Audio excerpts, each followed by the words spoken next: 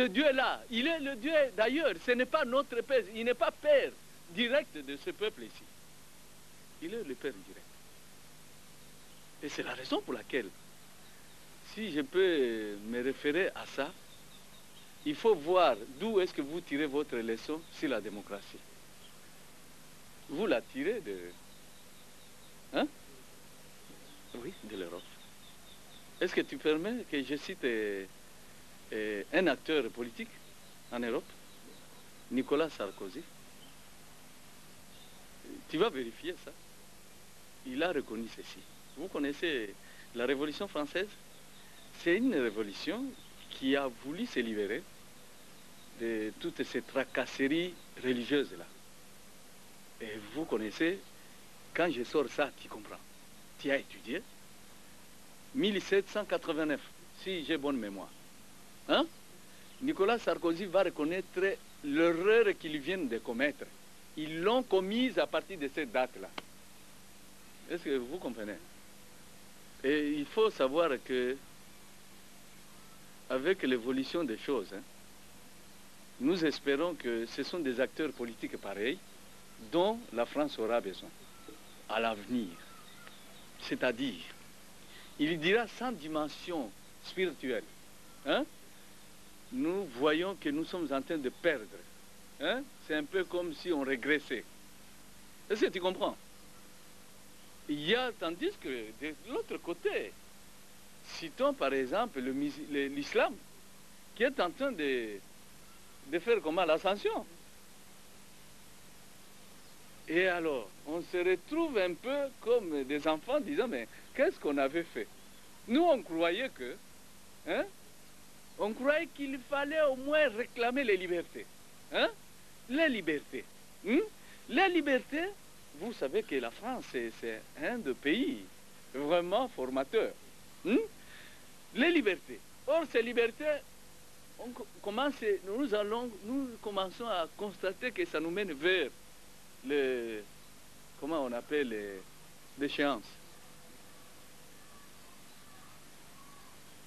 Et j'ai cité seulement, la France c'est un des pays, la France c'est une des nations qui ne sont pas des terres où Dieu s'est installé. Tandis que ici, c'est sa propriété. Ici, c'est son propre pays. Ce pays sillonné des fleuves. Et si lui, il a reconnu, c'est de là que nous tirons nos leçons. Il faut enfin avoir beaucoup de respect, sinon de crainte pour le trône de l'Éternel, par lequel une nouvelle ère vient de s'ouvrir dans ce pays, pour le bonheur du peuple et de toute l'humanité. Il y a un plan ici. Un plan, c'est l'Éternel qui voudrait prendre les rênes du pays. Ok. Et prendre les rênes du pays, il est invisible. Vous comprenez? Hein? Il est invisible. Mais il utilise les gens, c'est ça ce peuple. Et il utilise comment? Je vais faire allusion à la demande faite par les enfants des Zébédée. Ils vont demander à Jésus si tu pourrais nous permettre d'être un à gauche, l'autre à droite. Il dit, ça ne relève pas de ma compétence. Parce que le Créateur lui-même avait déjà préparé, dès avant la fondation du monde, il avait déjà préparé les gens. Un à la droite, un à la gauche. Et c'est lui. Où est notre place? Peut-être tu vas me demander, peut-être mes compatriotes qui ne puissent pas encore poser la question. Notre place, c'est à droite. À droite de ce trône-là d'ivoire. Il y a deux lions. Un lion à gauche, un lion à droite. Le lion de droite, là, c'est la place occupée par ce Congo. Les lions, là. C'est-à-dire, cette divinité-là, c'est-à-dire le Dieu créateur, son trône, là, dans son planning, il avait déjà préparé ce qui doit arriver. Et ce qui doit arriver, c'est de pouvoir, puisque nous avons baptisé, converti les gens pour qu'ils croient, afin que l'Éternel, à l'avenir, puisse nous accorder la vie que nous avions perdue. Quand notre père Adam avait chuté. Et c'est un peu le retour vers cela. Il ne faut pas regarder seulement, vous regardez seulement notre situation de 10 ans, de 20 ans, de 50 ans. Il faut regarder plus loin avec ce pays. C'est-à-dire, si j'ai eu à dire que l'Éternel doit prendre les rênes du pays, ça veut dire tout simplement qu'il doit placer son oin à la tête du pays. Tu m'entends? Il place son oin à la tête du pays. Et c'est ça le candidat indique dont j'ai eu à parler. Et si maintenant il doit placer son oin, ce n'est pas seulement à pouvoir limiter ce bonheur-là, c'est pour notre pays.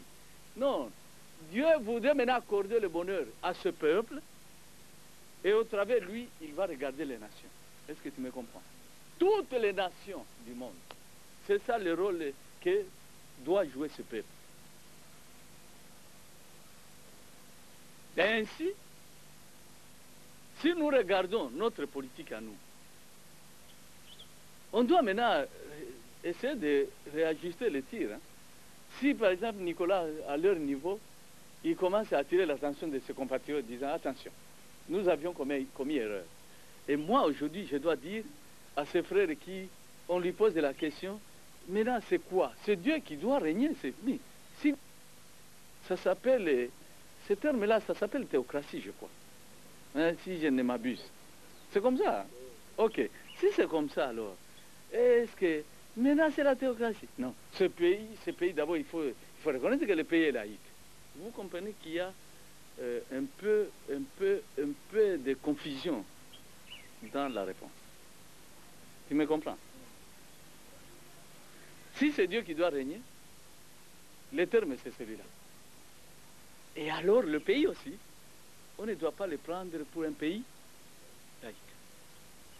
Quand il veut maintenant accorder le bonheur au peuple, il ne voudrait plus que nous puissions agir comme on agissait, que nous puissions agir à la manière des hommes, selon la politique exercée par les hommes.